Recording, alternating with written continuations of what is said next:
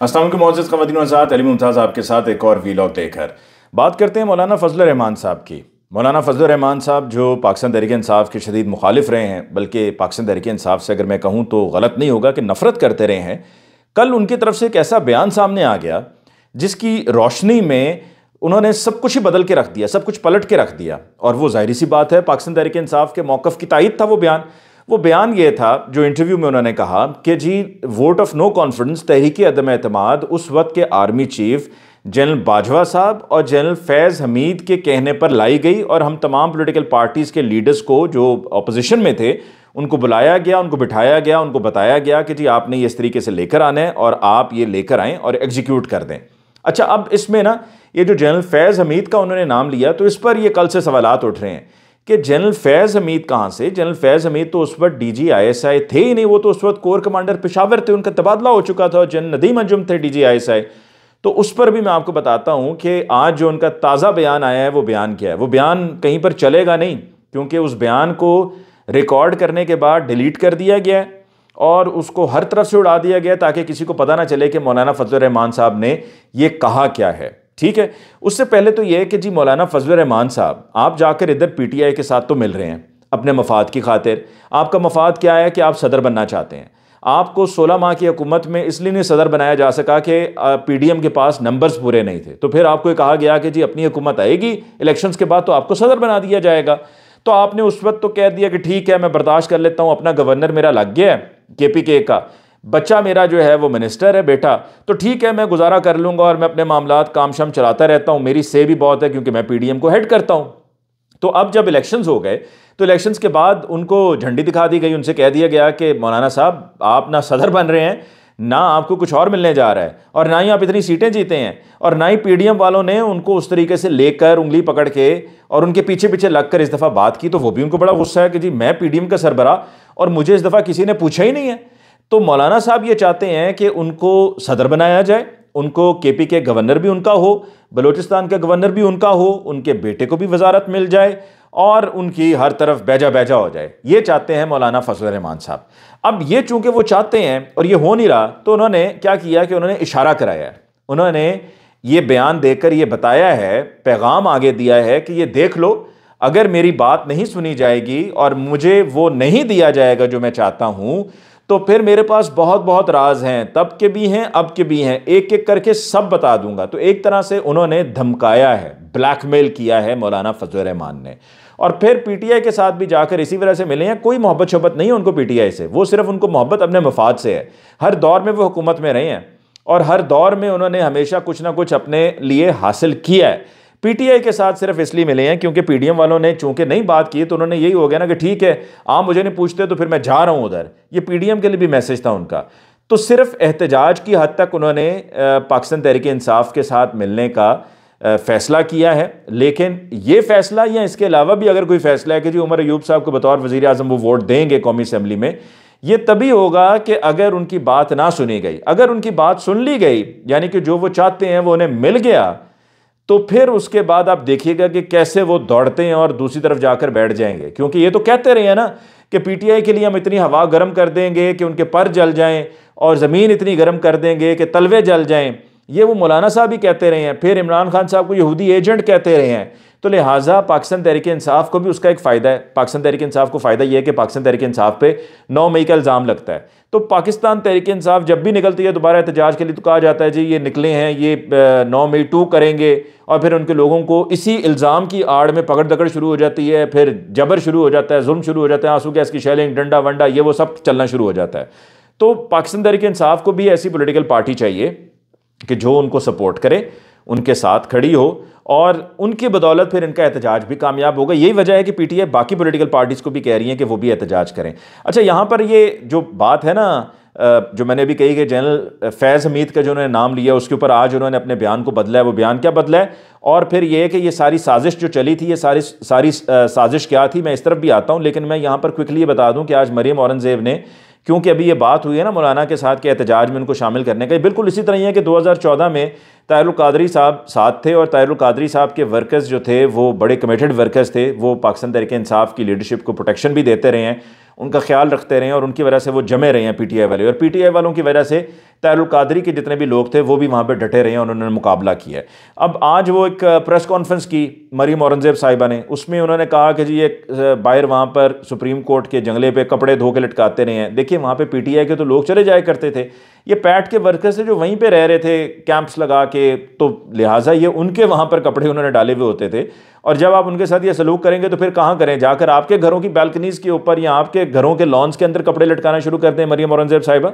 और ये जो आपने बात कही है ना कि जी वहाँ पर कब्रें खोदी गई थी पैट की तरफ से और फिर पीटीआई की तरफ से, और रोज़ कब्रें खोदी होती थी, मैं वहाँ पर थ्रू आउट रहा हूँ और मैं ये वसूख से कह रहा हूँ कि ये झूठ है, झूठ है, झूठ है और बेबुनियाद इल्ज़ाम है। ऐसा कुछ भी नहीं था वहाँ पर, ये सरासर झूठ है, सिर्फ ये पॉलिटिकल पॉइंट स्कोरिंग है। और आप पॉलिटिकल पॉइंट स्कोरिंग करते इतना नीचे ना गिरें कि आप वो कुछ कहना शुरू कर दें कि जिस पर आपको भी बाद में अफसोस हो, मलामत हो।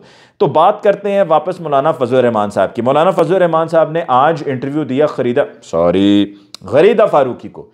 गरीदा फारूकी को जो इन्होंने इंटरव्यू दिया, उस इंटरव्यू में उनका ये कहना है, जब उनसे पूछा गया, क्योंकि कल से बात हो रही थी कि उस वक्त तो DGIS जनरल फैज़ हमीद थे ही नहीं, जनरल नदीम अंजुम थे, तो उन्होंने कहा जी मैंने वो गलती से कहा। जब उन्होंने वजाहत कर दी, मैं DGIS जनरल फैज़ हमीद की नहीं बल्कि जनरल नदीम अंजुम की बात कर रहा था। अब ये बात जो है वो इंटरव्यू में आज जब कही गई तो फिर उसके बाद इसको ट्वीट किया गरीदा फारूकी ने। तो गरीदा फारूकी ने उसको ट्वीट किया और ट्वीट करके फिर उसको उड़ा दिया, ट्वीट ही डिलीट कर दी। और आई एम श्योर कि ये जो प्रोग्राम अभी उनका चला है ना, इसमें भी उसको उन्होंने उड़ा दिया है, क्योंकि ये वो चला ही नहीं सकती, ठीक है। लेकिन ये बात आज फजलुर रहमान साहब ने कह दी है कैटेगोरिकली कि ये जनरल फैज़ हमीद नहीं, जनरल नदीम अंजुम की वो बात कर रहे थे कि वो जनरल बाजवा के साथ शामिल थे। जनरल बाजवा चाहते थे एक्सटेंशन मिल जाए, एक्सटेंशन नहीं मिली उन्हें, लेकिन फिर आखिर में यही तय पाया कि जी चलें एक्सटेंशन ना सही तो ये जो कहा जा रहा था कि मुझे क्यों निकाला और जो लोगों के नाम ले रहे थे, तो उसमें फिर आप जनरल बाजवा को निकाल दें, उन पर बात नहीं आनी चाहिए। अच्छा, आपको पता है कि डोनाल्ड लू पर भी अमेरिका में केस शुरू हो चुका है और वहाँ पर इन्वेस्टिगेशन हो रही है, और इस महीने के आखिर में या अगले महीने में मार्च में इसकी समाअत भी है।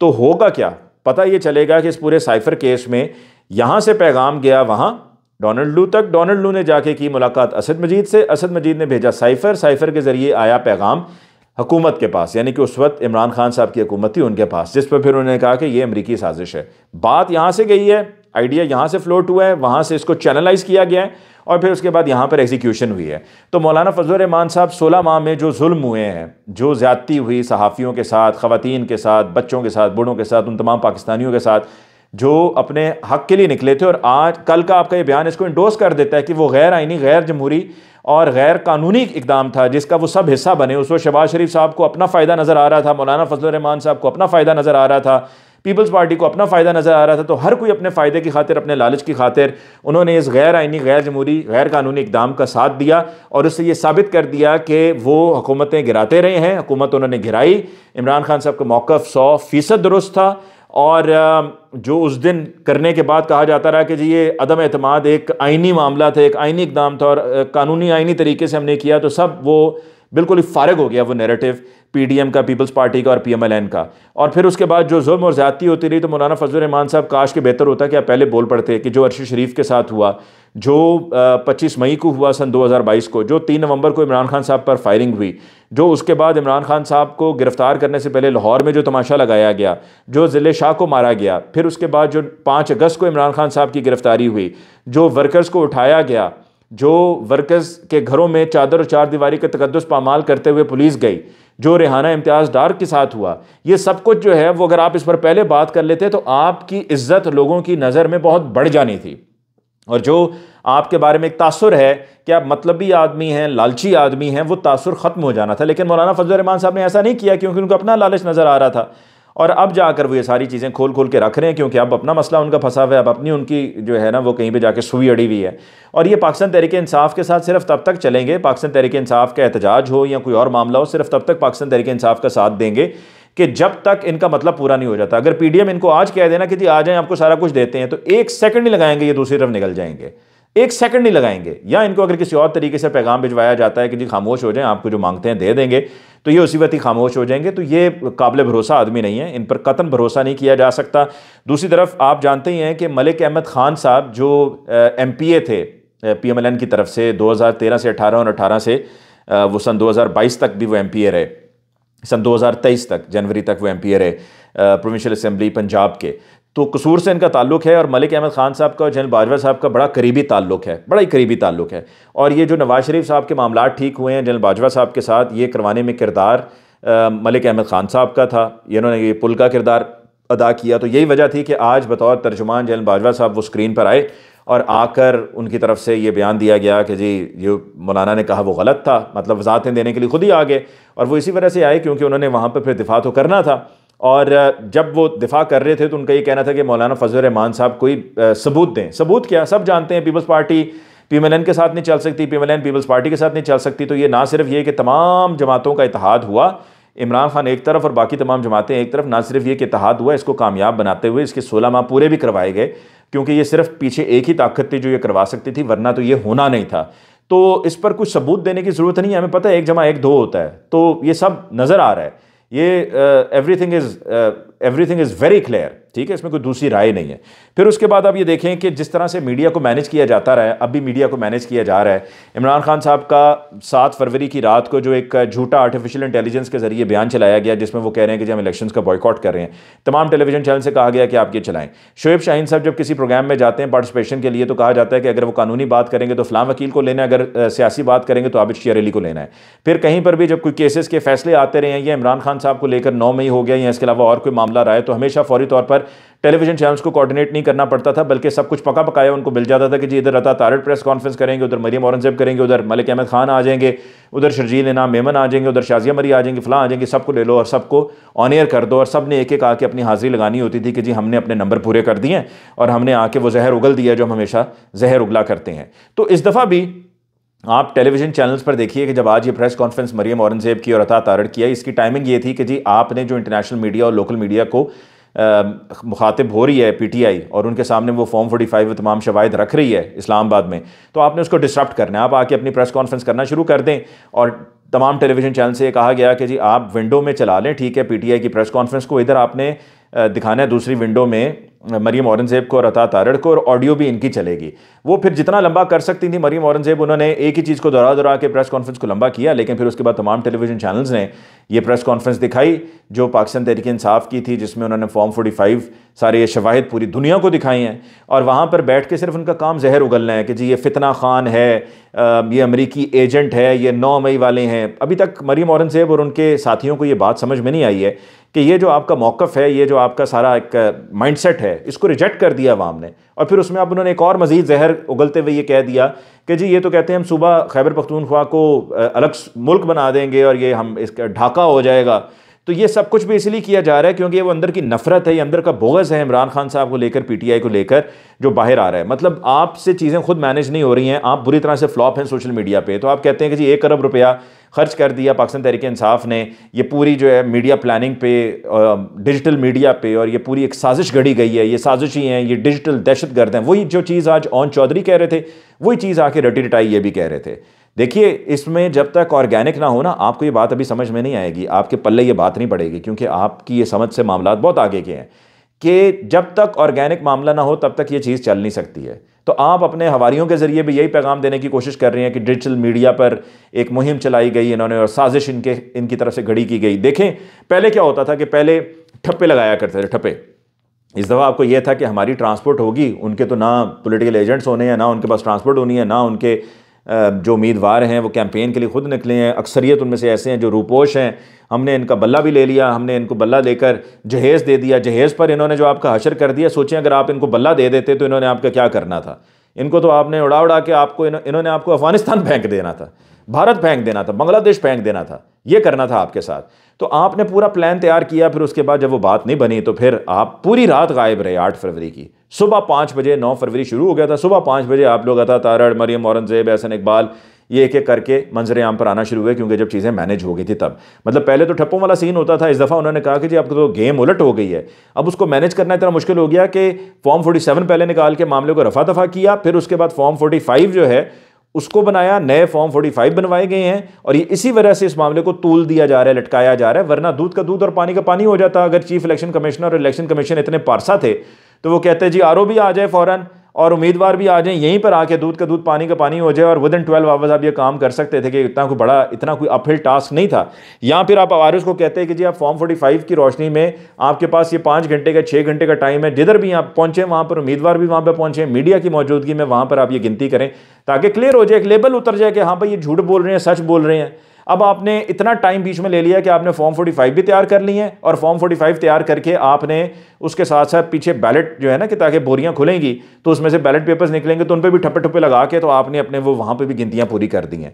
ये मुल्क के साथ कौम के साथ इतनी बड़ी नाइंसाफ़ी है कि जिसकी मिसाल नहीं दी जा सकती है। और इसका नतीजा जो है वो यही होगा कि PMLN को अभी एक दफ़ा फिर हुकूमत बनाने का शौक़ है। अक्लमंदी तो इसी में ही है कि वो बैठ के अपोजिशन करें, लेकिन नहीं, हमने हुकूमत बनानी है जी, हमने वज़ीर आज़म बनना है, हमने वजारतें लेनी हैं। और ये जो मौक़िफ़ है कि जी खुर्रम दस्तगीर हार गए, राना सनाउल्लाह हार गए, ख्वाजा साद रफ़ीक हार गए, अगर हमें जितवाना होता तो हम इनको भी जितवा देते। ये बड़ी प्लानिंग के साथ काम हुआ है कि इन सीट्स पे हार रहे थे तो उन्होंने कहा ठीक है इसको हार में रहने दो, इनको हम बाद में मुशीर बना देंगे, किसी को गवर्नर बना देंगे, सब सेटिंग हो जाएगी। तो आप इन सीटों पे रद्द-बदल ना करें और हम बाद में इसको एज ए मौक़िफ़ लेके चलेंगे, एज ए नैरेटिव लेके चलेंगे कि देखो अगर हमने धांधली करनी होती तो हम इधर भी बदल देते।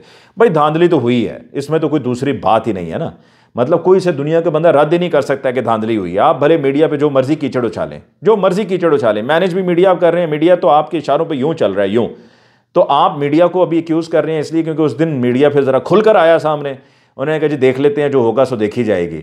तो आप इस चीज़ को तस्लीम नहीं कर पा रहे। आपकी ये आखिरी 6 महीने आपकी सियासत के, उसके बाद आप बिल्कुल ही फारिग हो जाएंगे PMLN। और पीपल्स पार्टी भी जो अभी साथ में शामिल होकर बड़ी होशियारी से चलाकी से कह रही है कि सदर हमारा, गवर्नर्स हमारे, कायमा कमेटी की जो सदारतें हैं वो हमारी, स्पीकर हमारा, चेयरमैन सेनेट हमारा, और आप समझते हैं कि आप कह देंगे जी हम तो हुकूमत का हिस्सा नहीं थे।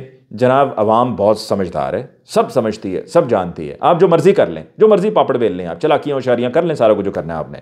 होगा क्या कि जो बिलावल साहब वज़ीर आज़म बनना चाह रहे हैं ना कि जी अगली बार हम वज़ीर आज़म होंगे, तो अगली बार आप वज़ीर आज़म नहीं होंगे। ये बात आप आज की तारीख में नोट कर लें कि अगली बार आप वज़ीर आज़म नहीं होंगे अगर आप हुकूमत के साथ डायरेक्टली और इनडायरेक्टली आप उसका हिस्सा रहे। अगर PDM की हुकूमत है ना, ठीक है, तो आप समझें कि आप गयो, आपको अगली मर्तबा ये मौका नहीं मिलना कि आप प्राइम मिनिस्टर बन जाएं। अगली मर्तबा तो PTI ने, अभी फ़र्ज़ करें अगर 186 सीटें आई हैं ना, तो अगली मर्तबा 250 कोई पता नहीं 250 सीटें हों पाकिस्तान तहरीक इंसाफ की। सो ये आपके लिए this was the last roll of the dice और आपने ये मौका गवा दिया है। काश के हमारे मुल्क में साफ शफाफ इंतखाब हों, काश के हमारे मुल्क में ऐसे गैरतमंद लोग मौजूद हों, ऐसे सरकारी अफसरान मौजूद हों जो अपनी गलतियों पर माफ़ी मांगें कौम से। और चीफ इलेक्शन कमिश्नर को तो अब तक इस्तीफ़ा दे देना चाहिए था, लेकिन कोई इस्तीफ़ा नहीं है क्योंकि ढिठाई है, बेशर्मी है। इससे ज़्यादा मैं और क्या कह सकता हूँ। नुकसान मुल्क का है। इसलिए तो मैं कहता था कि इलेक्शंस नहीं होने, ये तो प्रेशर बाहर से आया ना जिसकी वजह से फिर इलेक्शंस करवाना पड़ गए, क्योंकि ये पता था कि ये होना है। और उसके बाद ये पॉलिटिकल इंस्टेबिलिटी आप समझें मल्टीप्लाइड बाय 10 टाइम्स हो जानी है। जो पहले थी उसके मुकाबले में ये कई गुना ज़्यादा होनी है। पहले तो कुछ भी नहीं थी और वही हो रही है। बहरहाल जी, इसके साथ ही मुझे अली मुमताज़ को दीजिए इजाज़त। अल्लाह ने के बाद।